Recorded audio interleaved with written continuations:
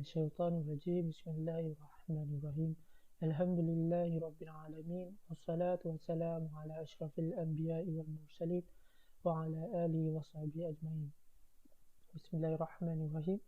Assalamualaikum warahmatullahi wabarakatuh.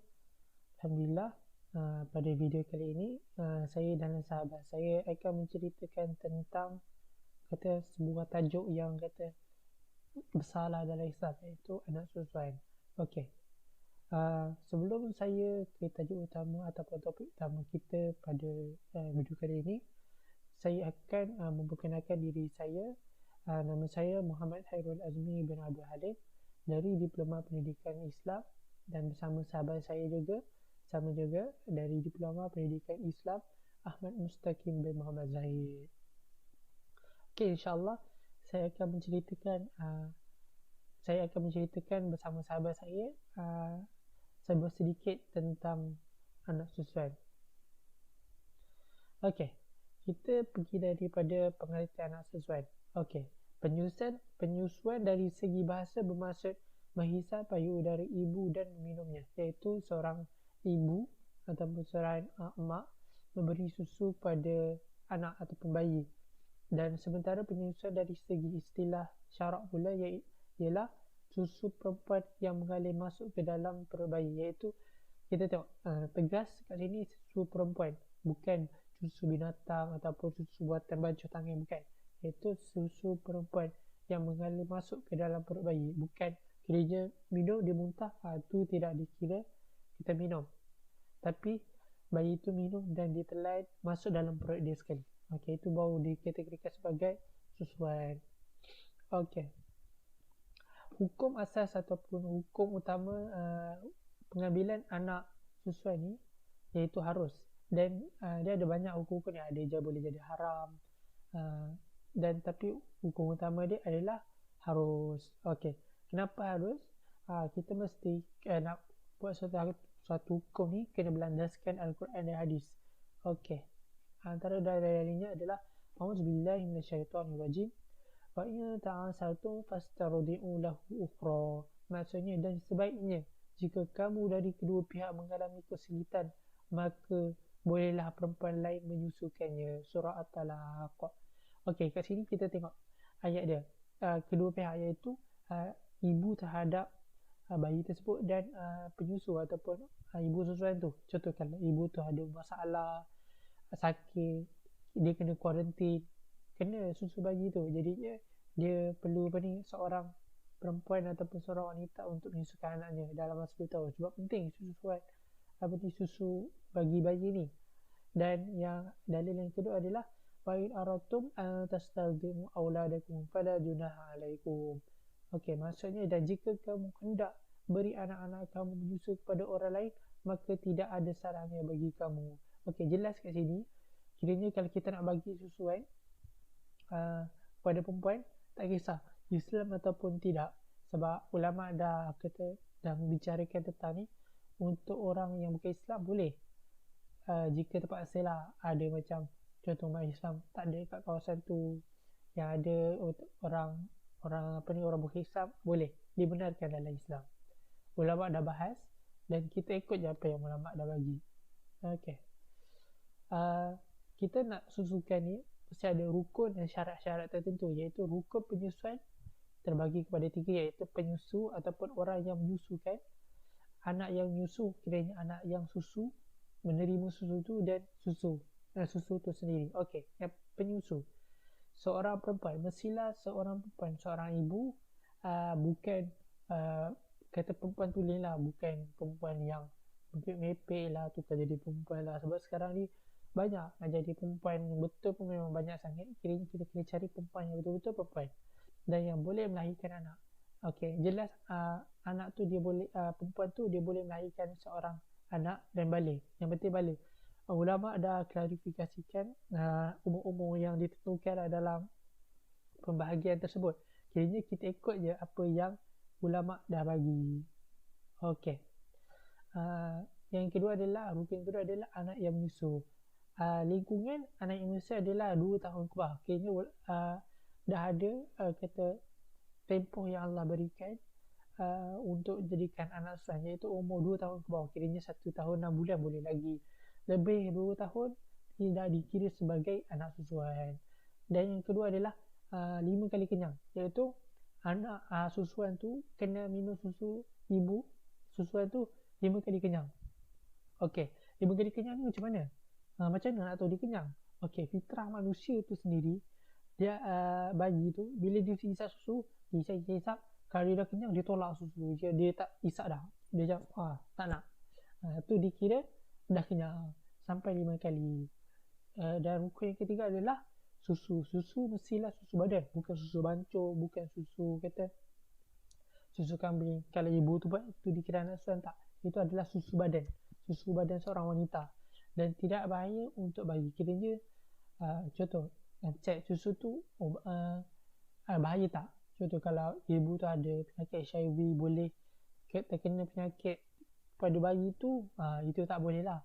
Itu kita kena cari ibu lain sebab nanti membahayakan nyawa baby itu sendiri. Okey, tadi kita dah pergi kepada rukun. Sekarang ni kita pergi kepada syarat penyusuan. Syarat penyusuan ni sangat-sangat simple, iaitu ada 2 sahaja, iaitu 5 kali susuan. Hendaklah memberikan 5 kali susuan.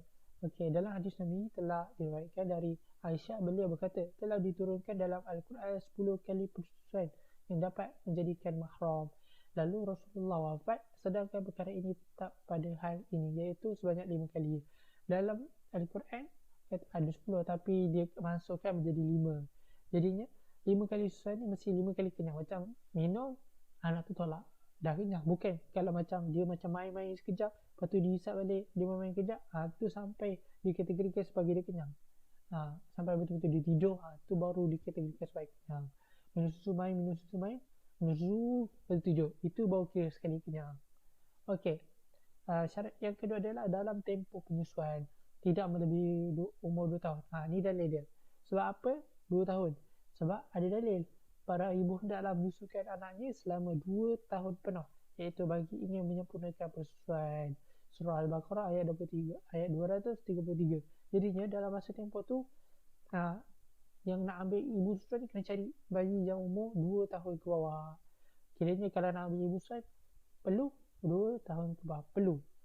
Kalau 2 tahun ke atas dah tak valid dah, kata dah terkeluar dah, kiranya kena ambil anak angkat je dah. Tapi tak dapat lah, kata kelebihan anak susuan ni. Banyak kelebihan anak susuan yang kita memberikan impact positif lah. Contoh kalau ibu ni tak dapat melahirkan seorang anak, kalau dia ada anak susuan, dia akan jaga penuh kasih sayang, dan anak tu dapatlah merasakan kasih sayang yang secukupnya. Contoh kalau macam ada seorang ibu ni, dia terlalu banyak anak, lepas tu dia tak sanggup untuk kata menjaga anak tu pun bagi kat orang lain, itu dah kita meringankan beban seorang tu, dan beban menyusukan memudahkan, kita meringankan beban seorang ibu tersebut. Okey, kelebihan susu ibu ni, kenapa dalam tempoh 2 tahun susu ibu sangat-sangat penting. Banyak kata ahli saintis, ahli ilmu telah membuat usulan ataupun buat kajian tentang susu ibu ni. Antara yang pertama adalah radang usus. Bayi yang diberikan susu badan selalunya dapat mengurangkan kadar mendapat radang usus ketika usia kanak-kanak. Waktu kanak-kanak ni banyak bayi ni kena radang usus. Kiranya bila kita bagi secukupnya susu ibu ni, dia dapat mengurangkan sebanyak 30%. Ini bukan auta, ini fakta yang telah dikaji oleh para ilmuwan. Okey, yang kedua adalah kencing manis. Kencing manis ni banyaklah berlaku kan. Okey, penyusuan badan sekurang-kurangnya 3 bulan dihubung kait dengan pengurangan risiko diabetes tahap 1 sebanyak 30%. Kiranya dalam masa 3 bulan susu ibu ni dia dapat mengurangkan diabetes type 1 sebanyak 30%. 30% ni banyak, sangat-sangat banyak untuk seorang bayi. Sebab tahu bayi ni dia mudah terkena penyakit. Kiranya susu ibu ni sebagai proaktif, atau macam kalau kita sakit pakai Panadol, tapi kalau bayi susu ibu. Okey, yang ketiga adalah jalur pernafasan, jangkitan saluran pernafasan. Seperti tahu bayi ni kadang-kadang biasa mesti hidung tersumbat. Kiranya jalan penyelesaian ni Allah buat cantik lah. susu ibu. Susu ibu ni dapat mengurangkan semua anak tu ataupun tersumbat, kahak. Dia akan merendahkan risiko kemasukan hospital sebanyak 72%. Okey. Bayi ni banyak sangat penyakit dia. Ada yang kuning, banyak lagi lah penyakit-penyakit dia.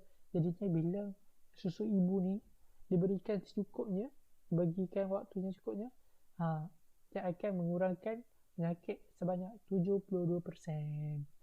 Okey, yang terakhir dari saya adalah perkara yang perlu diambil berat untuk ibu susuan, kira ahli keluarga dia lah.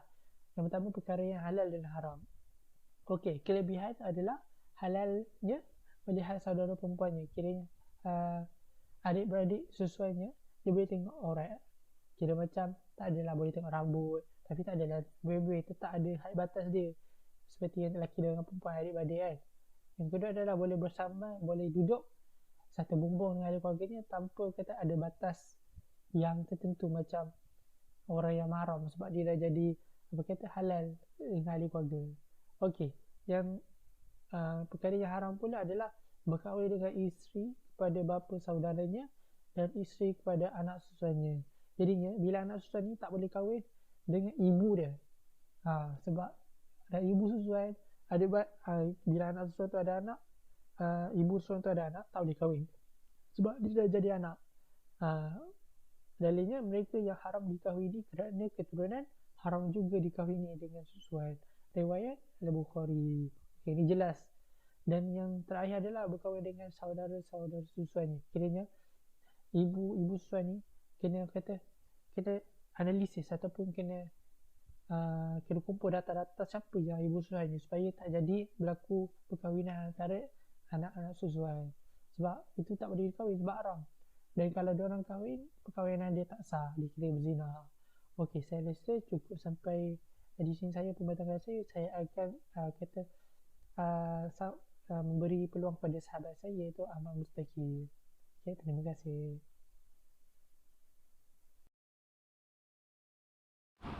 Assalamualaikum warahmatullahi wabarakatuh. Dan saya akan sambung pembentangan tentang hakam penyusuan.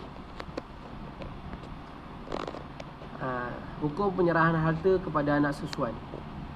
Syekh Muhammad Zuhaili berkata, tidak disabitkan ke atas hukum nasab kepada anak susuan, seperti hukum pembagian harta pusaka, nafkah, wali, hak penjagaan dan lain-lain yang bersangkutan dengan hukum hakam nasab, dan ia tidak termasuk dalam hukum hakam penyusuan. Jadi harta pusaka, nafkah ataupun wali, dia tidak ada kena-mengena dengan anak susuan. Dan ulama telah meletakkan sebab-sebab yang membolehkan bagi seorang itu mewarisi harta si mati. Pertama sekali, hubungan keturunan, itu seperti adik-beradik. Dan yang kedua, pernikahan, seperti suami isteri kan, bila dah berkahwin dan bila dia suami meninggal dunia, isteri dia akan dapat harta ataupun anaknya. Walak, iaitu pembebasan hamba. Tapi zaman sekarang ni, apabila si mati telah meninggal dunia, anak susuan dia tak beri apa-apa, padahal boleh beri wasiat ataupun bagi dia hadiah kan. Sebab dan hukum berbinkan ayah angkat ataupun susuan. Allah Subhanahu Wa Taala melarang dan melaknat perbuatan bin atau binti anak angkat kepada ayah angkat. Sebaiknya anak tersebut dibin atau dibinti dengan ayah kandung mereka, supaya mereka tahu tentang asal usul dan keturunan mereka. Jadi Allah SWT melaranglah terhadap perbuatan tersebut. Itu juga Nabi SAW bersabda, diriwayatkan daripada Ibn Abbas, yang bermaksud, sesiapa yang memanggil seseorang dengan selain nama ayahnya atau selain daripada maulananya, maka ke atasnya laknat Allah SWT, para malaikat dan seluruh manusia. Jadi bahayalah. Ada satu peristiwa, kisah tentang sahabat Nabi memanggil anak angkat Nabi, iaitu Zaid bin Harisah, dia memanggil Zaid bin Rasulullah, maka turunlah ayat Al-Quran terhadap perbuatan tersebut. Allah SWT melarang. Dan yang ketiga, hukum abang susuan menjadi wali kepada adik susuannya. Apakah hukumnya? Abang susuan tidak boleh menjadi wali kepada adik perempuan susuannya. Ini kerana tidak ada persamaan nasab di antara kedua-duanya. Tidak ada pertalian darah lah. Darah itu adik kandung, tapi ini adik susuan, lainlah. Dan dalil Allah SWT beritahu, Bismillahirrahmanirrahim, wa ummahatukum allati arda'nakum wa akhawatukum minar radha'ah. Sadaqallahul azim. Yang maksud, dan diharamkan juga kamu mengahwini ibu-ibu kamu yang telah menyusukan kamu dan saudara-saudara susuan kamu. Jadi Allah SWT haramkanlah. Yang ketiga, apa yang kita perlu diketahui oleh anak susuan ataupun ibu susuan. Ibu bapa anak susuan hendaklah mengenali ibu susuan dengan rapat. Tak semestinya selalu jumpa. Jadi ataupun kita buat selalu rutin kan. Rutin dalam setahun 2-3 kali kita ziarah lah anak susuan ataupun adik-adik susuan. Supaya apa? Dapat rapatkan hubungan silaturahim. Dan ibu bapa juga kena ceritakanlah dengan terperinci hubungan anak mereka dengan ibu susuan, supaya mana bila mereka dewasa, anak kandung dewasa, dia tidak tersalah kahwin dengan adik-adik susuan mereka, kahwin dengan mahram sendiri, haramlah. Dan terakhir, kesimpulan terhadap susuan ini, sesungguhnya susu ibu banyak kebaikannya. Jika seorang ibu susah mengeluarkan susu badan, maka boleh mencari ibu susuan kepada anaknya. Ada setengah orang lah, dia setengah ibu ni tidak boleh mengeluarkan susu yang banyak ataupun tidak boleh mengeluarkan susu kan.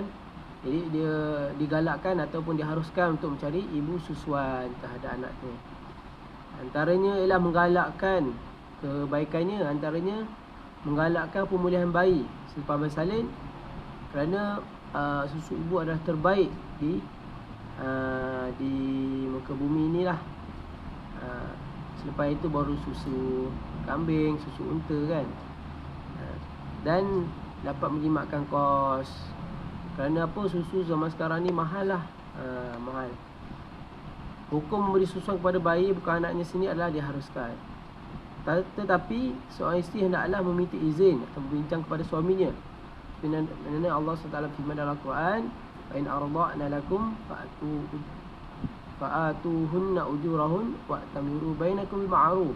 Fa in ta'asartum fasaturji'u lahu ukhra." Maksudnya, kemudian jika mereka menyusukan anak untuk kamu, maka berikanlah kepada mereka upahnya. Berundinglah di antara kamu dalam hal menyusunya dengan cara yang baik. Dan sebaliknya, jika kamu iaitu kedua belah pihak mengalami kesulitan, maka bolehlah perempuan lain menyusukannya. Harus